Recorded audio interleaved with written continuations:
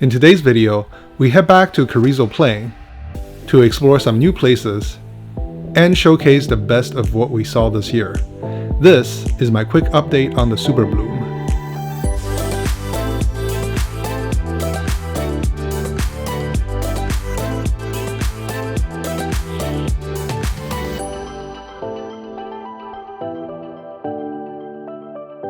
Hi, my name is Peng. I am a photographer and I am a travel addict. If you watched my last video, you know that I went to Carrizo Plain in early April to check out the 2023 Super Bloom. I suspected the peak bloom was delayed due to the cold, so on April 22nd and 23rd, I returned to Carrizo Plain, and here's my update.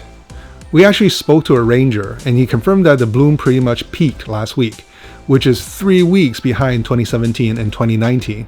So I hope you had a chance to check it out, and if you haven't, you should go as soon as possible. We definitely saw more flowers on this trip, and there were more varieties. Last time the hills were covered with yellow hillside daisies. This time there were splashes of blue lupins, purple phacelia, pink owl's clover, and orange poppies. And those were just the major ones the ranger pointed out to us.